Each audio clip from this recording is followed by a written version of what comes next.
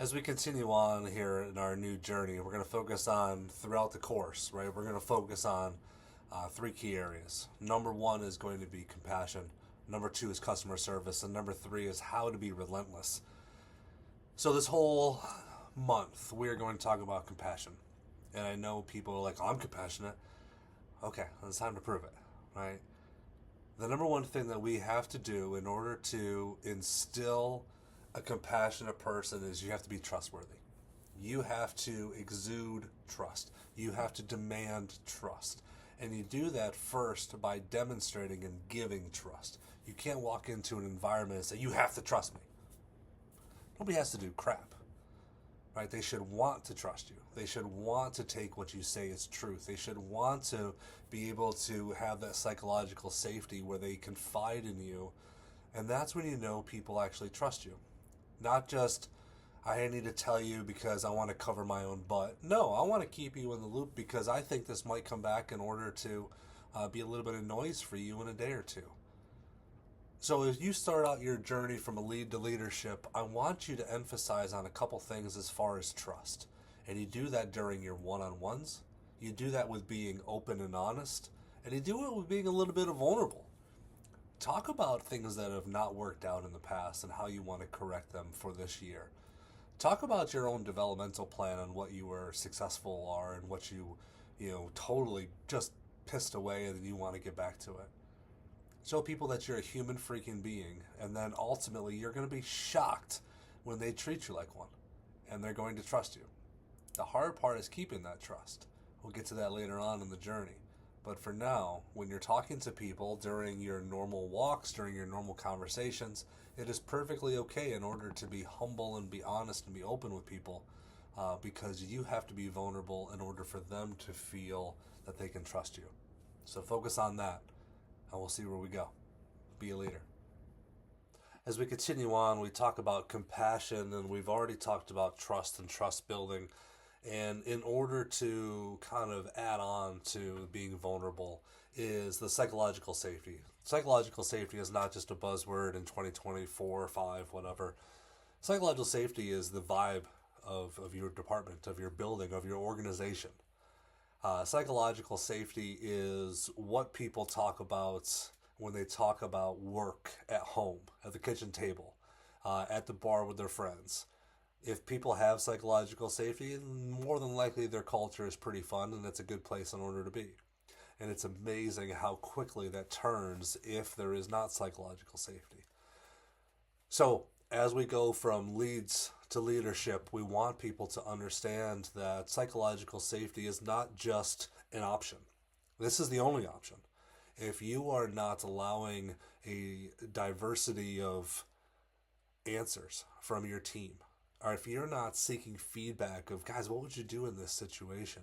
If you're not allowing people in order to fail without the ridicule of, how dare you? What the beep are you thinking? Calm down.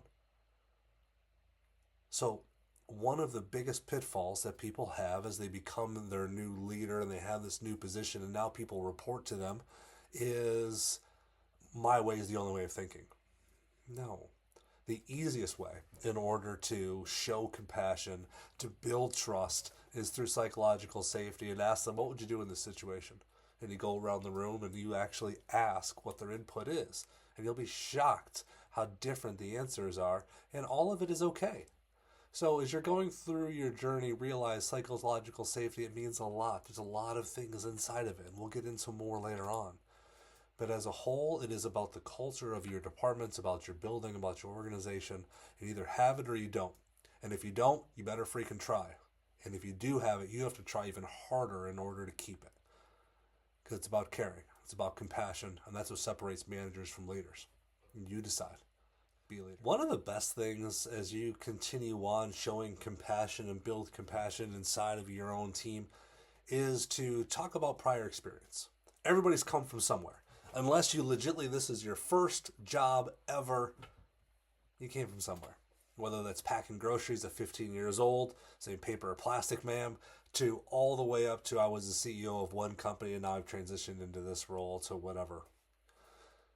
You have to understand that your previous experience helps cement people's ideas that you belong in the position that you have. And sometimes, just start talking. If you're walking around and you're kind of shooting the breeze with the team, trying to understand what do they have going on today, what barriers can you break down for them? Sometimes when they bring a barrier, you're like, hey, listen, like I was at company this, and here's an example of we're all in the same thing, right? Whether you're a leader, your experience in leadership, it doesn't matter if you're in manufacturing and warehousing and finance and HR, sales, it's humans. The better you are at developing and training and evaluating and holding accountable humans, the better leader you are. And when it comes to that, share your experience. This helps people believe in you. If they realize that you went through an absolute hot mess and you showed that you were able to value the opinions of everybody else, it calms them down. It builds that psychological safety. It makes you vulnerable. People will go like this when they're talking in. They're leaning in. Legitly, that's what leaning in means. They're excited to have the conversation. It's not just some buzzword that they pulled out of a bingo game. Right? They're excited. You physically see them do this. They want to hear more. Give them more. So share your experiences. Do not be a holder of experience. You as the leader are able to demonstrate compassion based on your prior experience. Show people sometimes you failed and how you picked yourself up. It's going to help you tremendously later on in life. Be a leader. Last topic of the week is we talk about compassion. And when we're talking about compassion, we're talking about recognition. And it's a very simple process. Who's the last person you recognized? How long ago was it? Was it a thanks? Go about your business. Were you walking so damn fast that when you said thanks, it had to echo off another wall 100 feet away to come back to talk to the person instead of slowing down? The easiest way in order to make sure that people feel valued is to freaking tell them how valued they are. This is not rocket science. This is also free. So when you're talking about recognition, it doesn't mean, a steak dinner. It doesn't mean a raise. It could, sure. But sometimes just a simple call in order to say, hey, listen, out of the blue, right? Out of the blue, listen, my flight was delayed. I got an extra 10 minutes. I just wanted to call and say thanks for all the hard work you did. I know it was a really brutal week, but we got through this because of you and your actions. If that doesn't happen very often and you get that phone call, holy shit. Does that mean that all of a sudden you go into the weekend sky high because somebody recognized you? Somebody realized it was a very, very tough week, and you know what? They appreciated you. And it was free. And all it took was a few minutes out of their time.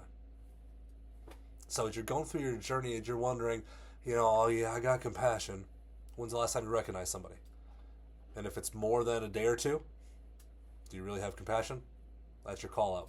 So as we end the week, we want people to understand that compassion transforms, leads to leadership. And we do that through multiple avenues. You do that by trust. And you do trust by being vulnerable. You also have to develop a psychological safety in your area, whatever that area happens to be. And that takes time. Use your previous experience in order to talk about things that you excelled at and also things that you kind of sucked at, that you're getting better.